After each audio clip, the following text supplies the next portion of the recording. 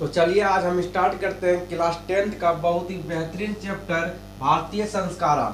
Chapter number ये आपका 6 होगा। इससे पहले का यदि आप वीडियो को आप नहीं देखे हो तो जाकर आप देख लें, प्ले लिस्ट में दे दिया गया है और प्ले लिस्ट में सारा वीडियो आपका अपलोड कर दिया गया है। चलिए आज हम स्टार्ट करते हैं। यदि आप डिस्क्रिप्शन बॉक्स को चेक करेंगे तो वहाँ आपको सारा लिंक मिल जाएगा, आप सारा वीडियो को आप पढ़ सकते हो आराम से, ठीक है। और ये आपका भारतीय संस्कारा बहुत ही बेहतरीन चैप्टर है। इस चैप्टर से आपका करीब 5 से 7 नंबर आपका पूछा जाता है। 5 से 7 नंबर तक यहाँ से क्वेश्चन बनेगा, ठीक है। अगर बोर्ड एग्जाम में आपका पूछा जाता है तो 5 से 7 नंबर का यहाँ से बनता है प्रश्न। चलिए भारतीय संस्कारा के बारे में जानेंगे। जैसे कि आपको चैप्टर से ही मालूम चल रहा होगा कि भारतीय संस्कारा क्योंकि भारत के अंदर हो रहे सभी संस्कारों के बारे में ना जो है पढ़ना है कि भारत के अंदर कितने संस्कार मनाए जाते हैं, है ना। और बहुत सारे संस्कार के बारे में आप जानते भी होंगे। यदि आप गांव से होंगे तो आप ज़्यादा जानते होंगे, क्योंकि गांव में बहुत सारे संस्कारों को मनाया जाता है। जैसे कि मुंडन हो गया, है ना, मुंडन हो गया, तेरही हो गया, विवाह हो गया और गोदान हो गया, चूड़ाक्रम हो गया, अनप्राशरण हो गया, निष्कर्मण हो गया, जातकर्म हो गया, नामाकरण हो गया, शैशव हो गया, है ना, गर्भवती हो गया। ये सभी संस्कारों को आप देखे होंगे, गांव से होंगे तो यहाँ जो है गांव वगैरह में ये सारे संस्कार बहुत तौर पर जो है मनाया जाता है। तो ये सभी संस्कारों के बारे में पढ़ेंगे और समझेंगे इस चैप्टर के माध्यम से, और इस चैप्टर बहुत ही इम्पोर्टेंट है। तो चलिए स्टार्ट करते हैं। पाठ परिचय प्रस्तुत पाठ भारतीय संस्कारों में भिन्न प्रकार के संस्कारों के महत्व पर प्रकाश डाला गया है। भारतीय धर्म प्रधान, भारत जो है एक धर्म प्रधान देश है। याद रखिएगा, आप जानते भी होंगे कि भारत जो है वह धर्म प्रधान देश है। धर्म प्रधान देश है। ये आज से नहीं, बहुत सदियों से ये है, ठीक है, धर्म प्रधान देश है और ऐसा ही हमारा देश रहना चाहिए। चलिए, धर्म की प्रधानता के कारण यहाँ जन्म से मृत्यु पर्यंत अनेक प्रकार के संस्कार से संस्कारित होना पड़ता है। कहने का मतलब यह है कि भारत के अंदर जन्म से लेकर मृत्यु तक अनेक प्रकार के अनेक प्रकार के भारत के अंदर संस्कार मनाए जाते हैं। चलिए, और इस संस्कार यथा नामकरण, संस्कार, मुंडन, अक्षरारोहण, उपनयन, विवाह आदि।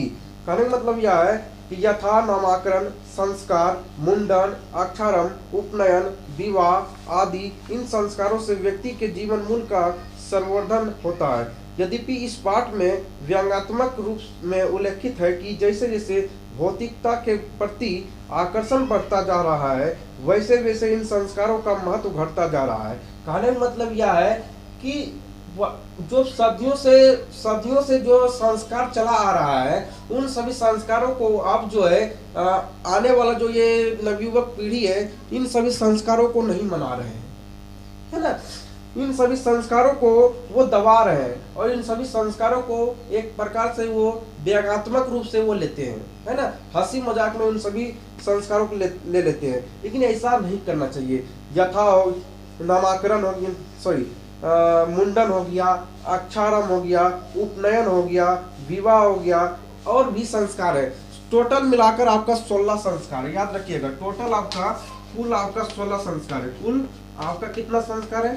कुल 16 संस्कार है। याद रखिएगा कि कुल कितना संस्कार है, तो कुल आपका 16 संस्कार है, ठीक है। अभी तो चैप्टर स्टार्ट ही कर रहे हैं, सभी संस्कार के बारे में पढ़ेंगे और सभी का आपको नाम याद रखना जरूरी है, ठीक है। भारतीय संस्कृति का अत्यंत विशिष्ट है कि जीवन में समय समय पर संस्कार मनाए जाते हैं। भारत के अंदर जो है सभी समय समय पर जो है संस्कार मनाए जाते हैं। जब जिस संस्कार की जरूरत पड़ती है तो भारत के अंदर भारत के लोग जो है उन सभी संस्कारों को मनाते हैं और बड़ा धूमधाम से सभी संस्कारों को मनाते हैं। लेकिन अभी आप देखे होंगे कि जो अभी का ये जनरेशन है, इन जनरेशन में क्या हो रहा है कि अभी उतना संस्कार को नहीं मनाया जा रहा है। अब जो है जो पुराने युग के थे वो सभी संस्कारों को मनाते आ रहे हैं, लेकिन अब जो न्यू जनरेशन आ रहा है ये सभी जो है इन सभी संस्कारों को दबा रहे हैं, व्यंग्यात्मक रूप से ले रहे हैं, है ना, हंसी मजाक में इन सभी संस्कारों को ले रहे हैं, लेकिन ऐसा होना नहीं चाहिए। जो सदियों सदियों से संस्कार चला आ रहा है उन सभी संस्कारों को दबाना नहीं चाहिए, है ना। जो पहले का यार होते आ रहा है वो सभी संस्कार होना चाहिए, उन सभी संस्कारों को दबाना नहीं चाहिए।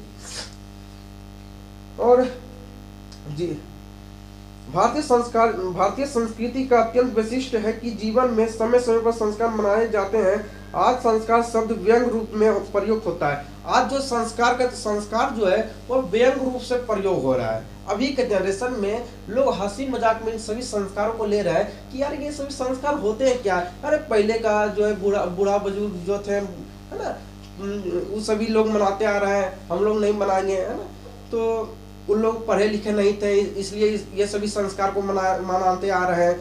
तो इन सभी बातों को लेकर वो लोग नहीं मनाते हैं, है ना। कुछ लोगों का ये भी कहना है कि पहले के लोग पढ़े लिखे नहीं थे, दादा है, दादी है, चाहे पापा जो भी हो, तो वो लोग इन सभी संस्कारों को मनाते हुए आ रहे थे। तो हम लोग इन सभी संस्कारों को नहीं मनाएंगे, हम लोग बहुत बड़े पढ़ लिख लिए, PhD कर लिए हैं, है ना, तो नहीं मनाएंगे। ऐसा नहीं होना चाहिए, है ना। जो सदियों से जो संस्कार चला आ रहा है उन सभी संस्कारों को आपको मनाना अनिवार्य है ना। आप मनाओ, ये कोई जोर जबरदस्ती नहीं है कि आपको मनाना ही पड़ेगा इन सभी संस्कारों को। आपका इच्छा है तो मनाइए, नहीं इच्छा है तो मत मनाइए, लेकिन मनाना चाहिए संस्कारों को, क्योंकि आप एक हिंदू, एक सनातनी आप हो, तो सभी संस्कारों को आपको मनाना चाहिए।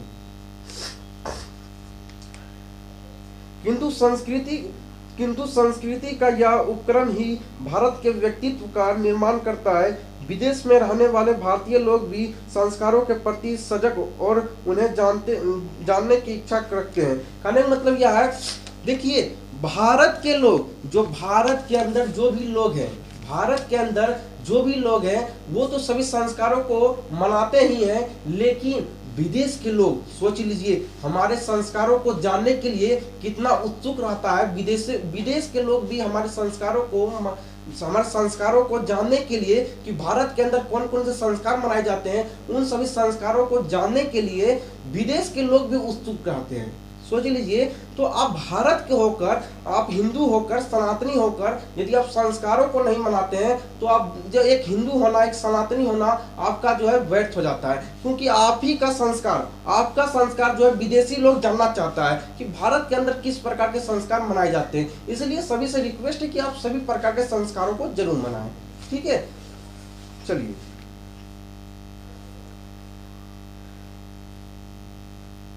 इस पाठ में उन भारतीय संस्कारों को संक्षिप्त परिचय और महत्व निरूपित है। कहने मतलब यह है कि इस पाठ में सभी संस्कारों के बारे में हम पढ़ेंगे, एक एक करके सभी संस्कारों को समझेंगे। और 16 संस्कार, आपके कितने संस्कार होते हैं, तो आपके जो है वो 16 संस्कार होते हैं। अब 16 संस्कारों के बारे में हमको पढ़ेंगे, ठीक है। और इन सभी 16 संस्कारों को बोर्ड एग्जाम में पूछा जाता है ना।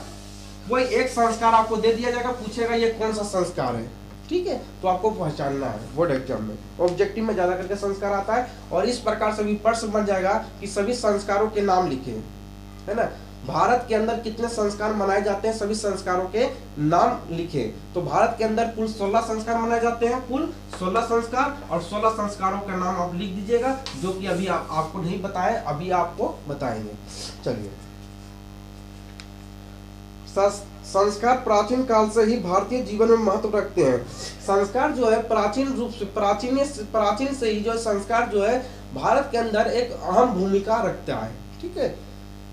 प्राचीन संस्कृति को जानने के लिए संस्कार किए जाते हैं। प्राचीन संस्कृतियों को कहने का मतलब यह है कि संस्कार यूं ही नहीं मनाया जाता है, संस्कार को मनाने के लिए कारण होता है। कारण क्या होता है कि प्राचीन संस्कृतियों को जानने के लिए संस्कार मनाए जाते हैं, ताकि अगर संस्कार मनाता रहेगा लोग, है ना, लोग मनाते रहेगा संस्कार, तो इससे ये फायदा होता है कि ये होता है कि अगला जनरेशन, कहने मतलब यह जो सदियों पहले जो संस्कार मनाए आ रहे थे उन सभी संस्कारों को जानना हम लोगों को पड़ता है, ठीक है। हम लोगों को पता लग जाता है कि ये सभी संस्कार पहले भी मनाते आ रहे थे और आज भी इन सभी संस्कारों को हम मना रहे हैं, ठीक है।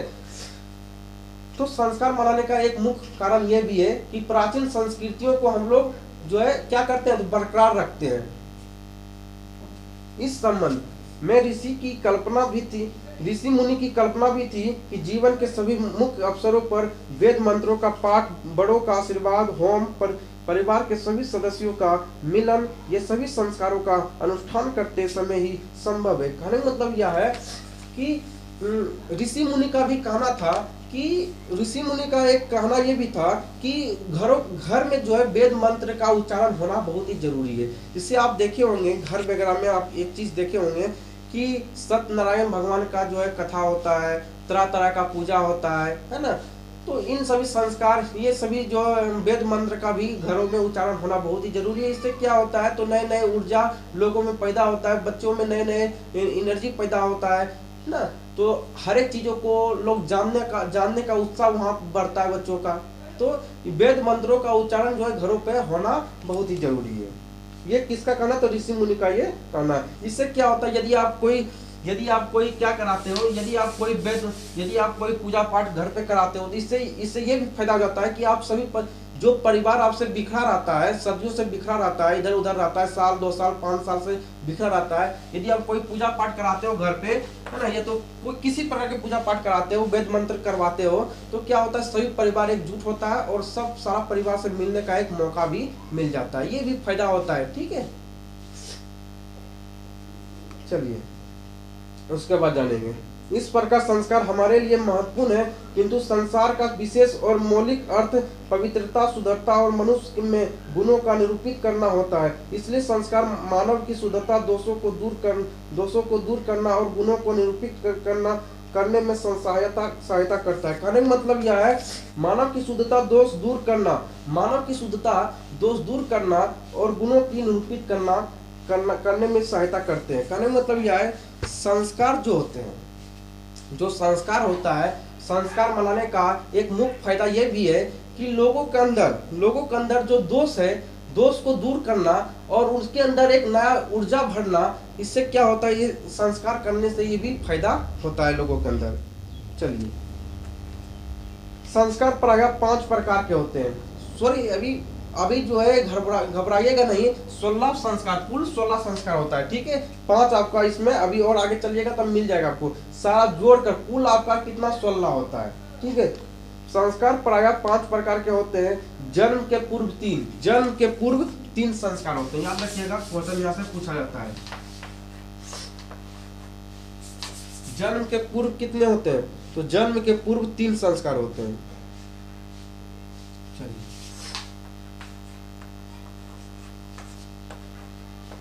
जन्म के पूर्व कितना होता है, 3 संस्कार होते हैं। जन्म के पूर्व 3 संस्कार होते हैं। कौन कौन संस्कार होते हैं, बाल्यावस्था, जन्म के पूर्व 3 संस्कार होते हैं। बाल्यावस्था में 6, बाल्यावस्था में 6 होता है। सभी नोट कर लीजिए, यहाँ से क्वेश्चन पूछा जाता है। ठीक है, कौन सा, बाल्यावस्था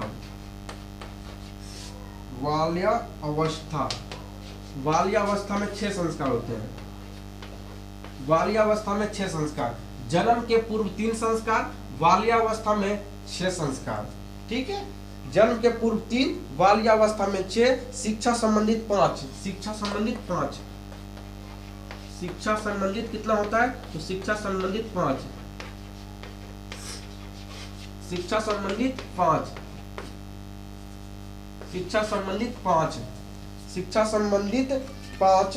और शिक्षा संबंधित 5, गृह संस्कार विवाह रूप 1, गृह संस्कार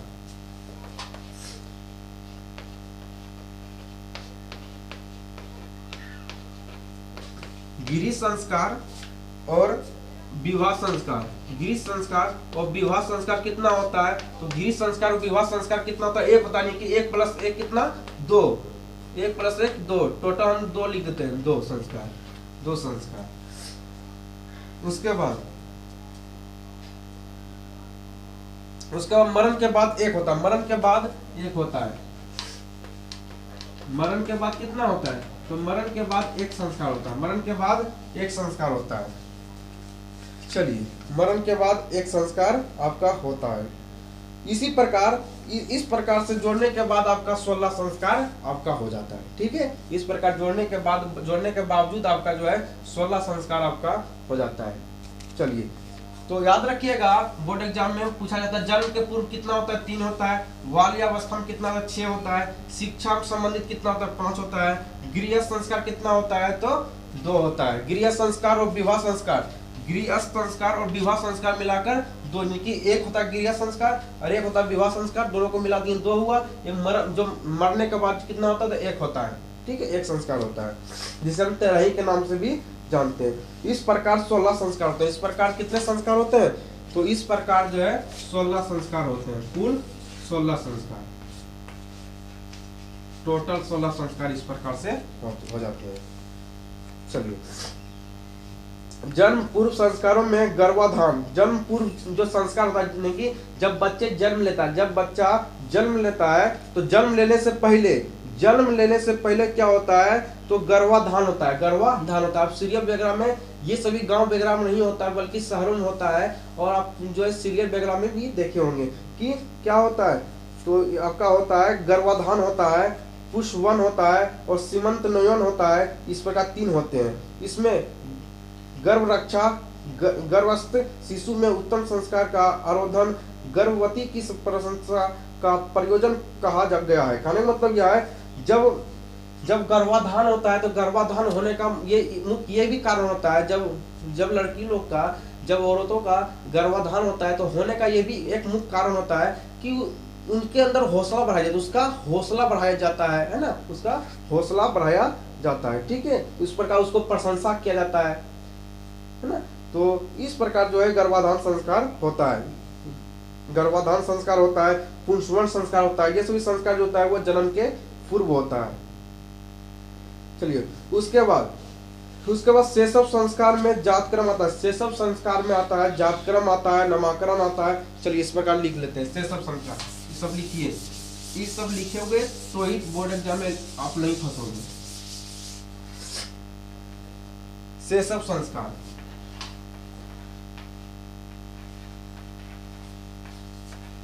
शैशव संस्कार, शैशव संस्कार में क्या क्या आता है तो शैशव संस्कार आपका आ जाएगा जातक्रम, नामकरण, जातक्रम,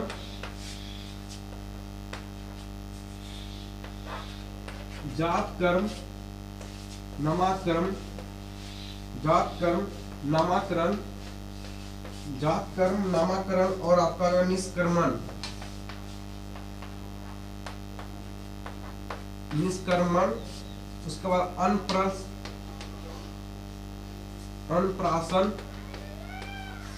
अनप्राशन। उसके बाद आपका हो जाएगा चूड़ाक्रम,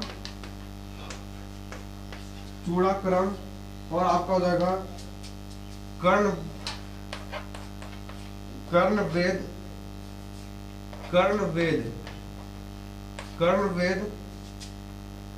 इतना होता है। कितना होता है शैशव संस्कार में? कौन कौन से संस्कार आते हैं तो शैशव संस्कार में आता है जातकर्म आता है, नामकरण आता है, निष्कर्मण आता है, अनप्राशन आता है, चूड़ाकर्म आता है, कर्णभेद। कर्णभेद क्या होता है आपको मालूम होगा, जो लड़की लोग का कान छताया जाता है या लड़के लोग का कान छताया जाता है उसको कर्णभेद कहा जाता है। जातकर्म मतलब क्या होता है तो जाति का जो है उसको जाति का बोध करा जाता है कि जाति का उसका एक जात में पैदा लेता है, उसका जाति का बोध होता है तो उसको जातकर्म कहते हैं। नामकरण आपको जान में कहते हैं नाम वगैरह रखाया जाता है। निष्कर्मण आप जान में कहते हैं अनप्राशन मतलब होता है जब वह भोजन वगैरह करता है ना, थोड़ा बड़ा खाता है तो उसको अनप्राशन कहते हैं। ठीक है, यहाँ पे सभी चीजों को विस्तृत रूप से नहीं पढ़ना है, थोड़ा थोड़ा हम आपको सब चीजों के बारे में डिटेल बता दिए हैं।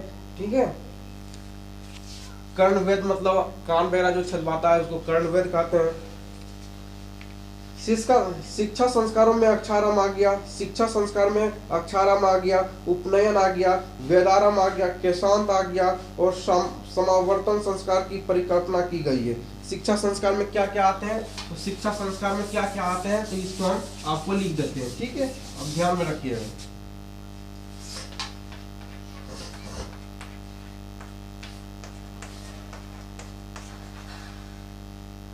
शिक्षा संस्कार के अंतर्गत आता है आपका अक्षारम आता है, अक्षारम आपका आता है अक्षारम, अक्षारम आता है, अक्षारम आता है, अक्षारम आता है, उपनयन आता है, अक्षारम, उपनयन, अक्षारम, उपनयन, उपनयन। उसके बाद आपका आता है वेदारम, वेदारम। उसके बाद केशांत, केशांत। उसके बाद समावर्तन। सभी संस्कारों को याद रखिएगा। शिक्षा संस्कार में कितने कितने आते हैं? तो अक्षारंभ, उपनयन, वेदारंभ, केशांत, समावर्तन, इन सभी संस्कार आता है शिक्षा के अंतर्गत आता है। ठीक है। अक्षारंभ में शिशु अक्षर लेखन और अंक लेखन प्रारंभ करते हैं। कि अक्षारंभ में क्या करता है? अक्षारंभ में जो बच्चा होता है, अक्षारंभ में जो बच्चा होता है वो लिखना पढ़ना स्टार्ट करता है, प्रारंभ करता है, उसे अक्षारंभ कहा जाता है, उसे अक्षारंभ कहा जाता है। प्राचीन काल में शिष्य ब्रह्मचारी कहे जाते थे। प्राचीन रूप में जो है शिष्य को क्या कहा जाता था? प्राचीन काल में शिष्यों को क्या कहा जाता? प्राचीन काल में जो है शिष्यों को, प्राचीन काल में शिष्यों को जो है ब्रह्मचर्य कहा जाता था। याद रखिएगा, ब्रह्मचर्य। प्राचीन रूप में शिष्यों को ब्रह्मचर्य कहा जाता था। प्राचीन रूप में शिष्यों को ब्रह्मचर्य कहा जाता था। प्राचीन काल में शिष्यों को ब्रह्मचर्य कहे जाते थे। गुरु गृह में ही शिष्य वेदाध्ययन शुरू करता था। वेदों का अध्ययन प्राचीन शिष्यों में उत्कृष्ट माना जाता था। केशांत संस्कार में गुरु गृह में ही शिष्यों का प्रथम 6 क्रम होता था। यहाँ गोदान मुख्य क्रम था। गोदान जो था वो मुख्य क्रम था। याद रखिए, गोदान भी पूछा जाता है बोर्ड एग्जाम में। गोदान जो है, गोदान या मुख्य क्रम था। गोदान जो या मुख्य क्रम था, मुख्य क्रम था गोदान। इसलिए साहित्य ग्रंथों में इसका परिवर्तन नाम गोदान संस्कार भी मिलते हैं। गोदान संस्कार, गोदान एक क्या है? गोदान एक प्रकार का संस्कार है। गोदान जो एक प्रकार का क्या है? तो गोदान एक प्रकार का संस्कार है। गोदान एक प्रकार का संस्कार है। ठीक है। संवर्तन संस्कार का अर्थ या उद्देश्य है शिष्य को गुरु ही से गृहस्थ जीवन में प्रवेश करना।